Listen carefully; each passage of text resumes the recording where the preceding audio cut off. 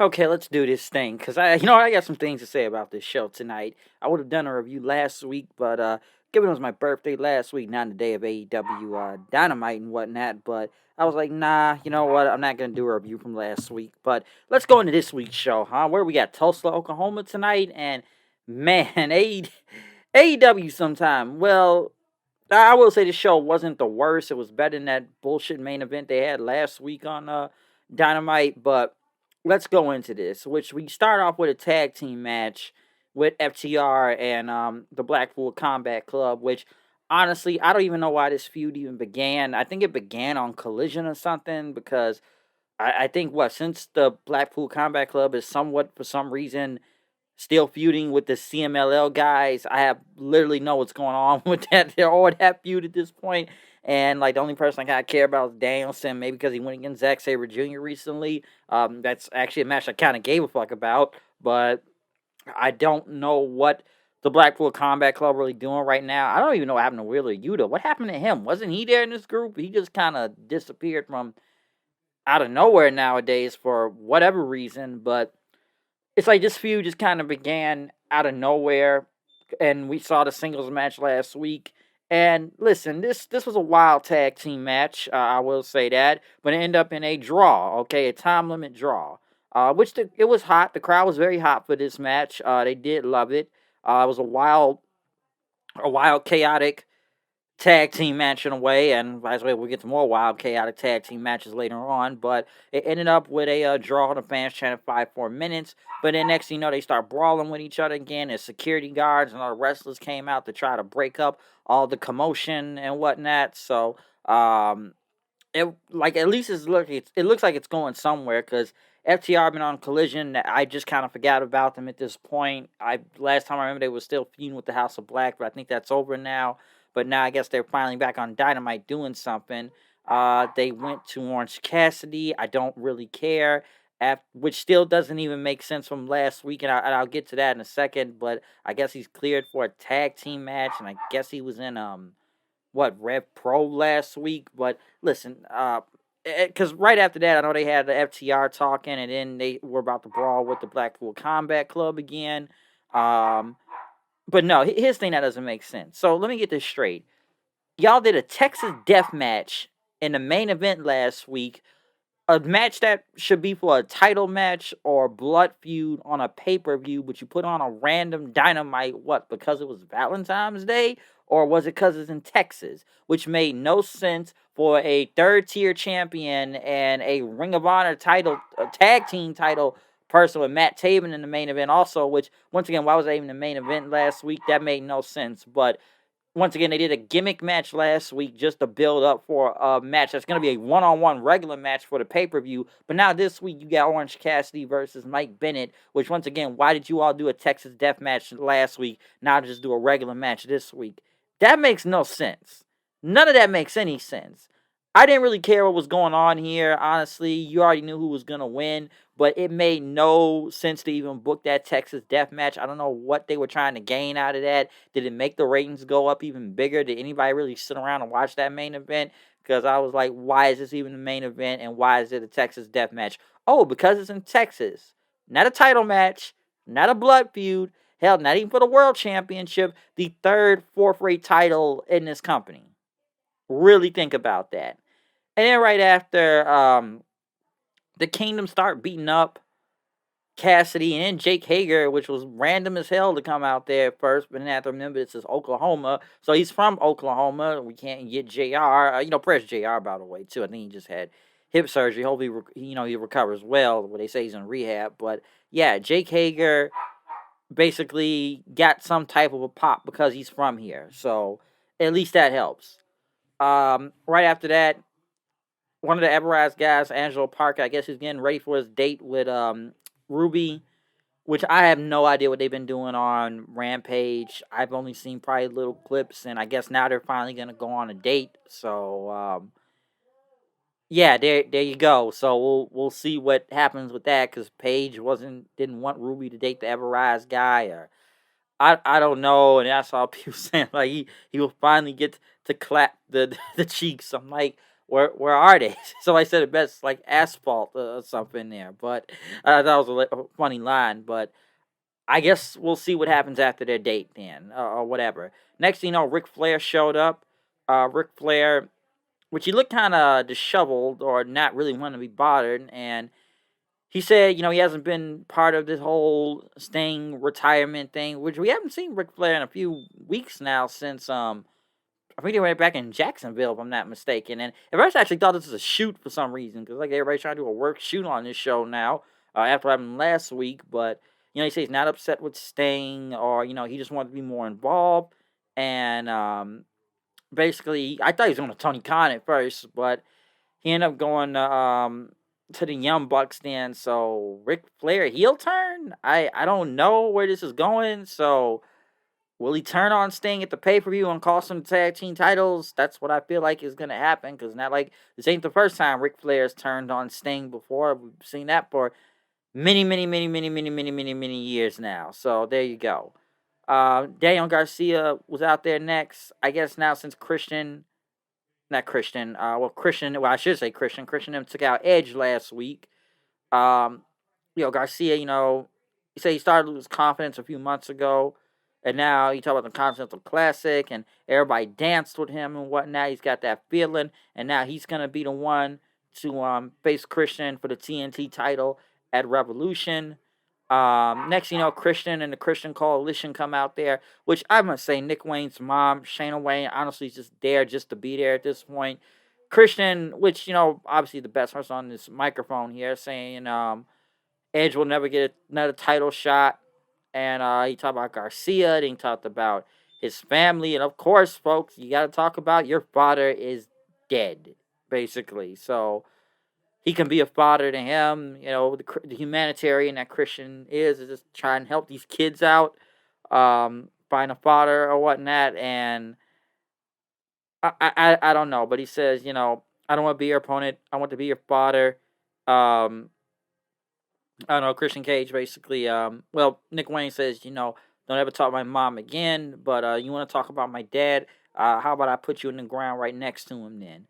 Nick Wayne and Killswitch tried to come out and attack him. The other Everrise guy came for the save with a steel chair, the Menards dude.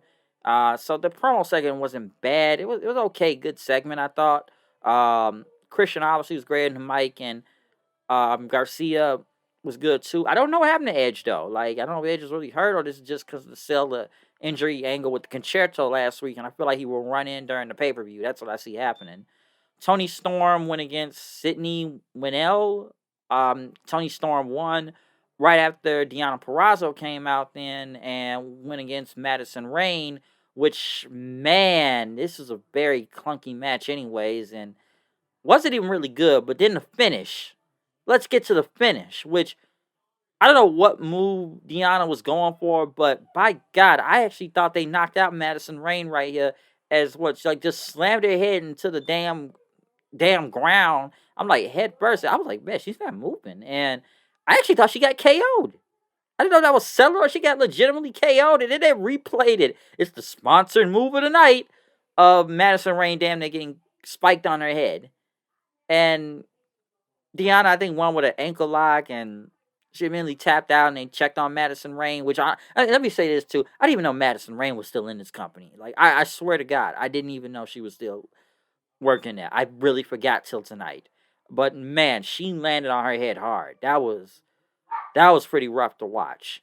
Tony Storm came out then and with her shoe and tried to tap Deonna with it, and they both kind of went against each other. So they let go of the shoe and sat down. They did the whole screen effect thing. So they're building that still into Revolution. Sting and Darby went back. Somewhere was a pre-tape promo, but Darby had these old photos of Sting and his kids from many years ago, and basically I think this the Bucks' kids, they're their age now when they were kids and whatnot. Sting basically said no one has ever messed with his family before in wrestling, even though they actually did. I actually do remember this. And you can go anybody can go look this up if they want to. When Sting and Kurt Angle were feuding in TNA, I remember Kurt Angle riding up to Sting's son. I think it was some practice he did at his school and whatnot, and Kurt Angle attacked him. Like, look it up, folks. It's actually true. Like, seriously, look it up. But Sting basically talked about no one's messed with his family before, and he talked about how his dad had passed away recently, and his dad was a hero to him, and he taught him right, and it made him think about his own morality. And he basically, sometimes he feels invincible, but time catches up to everybody, and he's not invincible. But he told the Bucks that he's gonna bring everything a revolution, and they're gonna be in a fight of their life. So very great promo from Sting, and condolences to him at the same time. But yeah, great promo from him. Right after that, Wardlow. I got some things to say about this. Like, I like this and somewhat didn't like it at the same time. Wardlow came out and he cut this promo and talked about 2 years ago how people chanted his name in his city. He was supposed to be the next big thing. He had the rocket ship attached to him. He was supposed to be a megastar and would have been a world champion a few years ago. And talk about he's never been given a shot at the AEW world title, and that anybody backstage they ought to be fired or thrown in jail. And let's say this, okay? He talked about the world title, okay? Okay, first off is this: he had a chance for the world title. He won a battle royale, but I specifically remember him coming out and cutting a promo saying, I don't want the world title. I want to go for the TNT title. And that's still one of the most questionable things to this day. So, like, I'm sitting here listening to this. It's like, whoa, whoa, whoa, whoa. Like, dude, you had a chance at the world title. You want to go for the TNT title. Now you want to say you never were given a shot? You chose not to have that shot. Go look at the promo. It's up there. Go look it up. Like, it's not like I'm making this up. Like, literally check it out. Check it out. And then he talked about, he beat someone that went by the best in the world. And come on, CM Punk reference, a bit of another work shoot here. And that he's still suffering from it. Talked about MJF, and he was squashed like an insect. Talked about Samoa Joe, and he beat him too. And, you can wear all your custom shiny suits and whatnot, but I look better with it.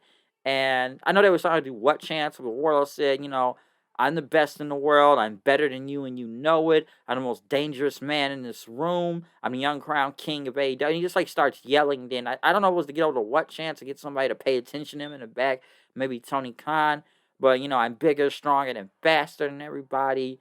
And there's a lot of truth to this, by the way, too. Because this guy was supposed to be one of the next big things in AEW, and his booking has looked really bad in over the past year. Very bad. I don't know if it was with the haircut half the time, but a lot of people said this guy was supposed to be the next big thing around here, or the next Batista, and was booked like Goldberg. We're hot like Goldberg too. And then they found a way to mess that up, and now they got him in this group that's actually dead with everybody that mostly loses, and they listen to a guy in a wheelchair on crutches. Adam Cole, who's injured, and he's the leader. So I feel like if Wardlow was by himself, I'd rather see this more. But they got him in a dead faction. Okay, they really do. So he talked about it's war, and he's declaring war now. So, Wardlow made a lot of good points in that promo, though. But it's like, dude, you did give away your world title shot. So there you go. The Bang Bang Scissor Gang or Collision Cowboys or whatever match they talked about. Something for Collision, I don't even know. The Don Callis family were back there talking about Will Ospreay, which I could have swore Will Ospreay was part of their crew if I'm not wasn't mistaken, and talked about his Rev Pro match and flying to the United States, and because it's supposed to be not Hobbs, wrong Will, but supposed to be Takeshita versus Will Ospreay at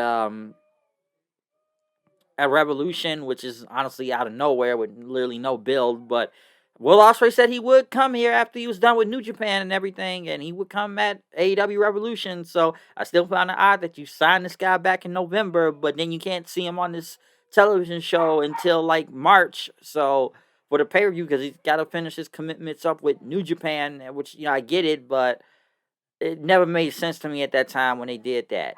And in the main event was Hook Hangman Page, which I could have sworn this guy was a heel now, or they're still trying to turn him heel, even though everybody cheers was Swerve, and he was a heel, but everybody looks at him as a face. I thought it was a double turn, but I guess they still fully did it for some reason. But yeah, Hook, Hangman, and RVD versus Samoa Joe, Swerve, and Brian Cage. And I have to say, this was a very chaotic-ass tag team match that was literally all over the place.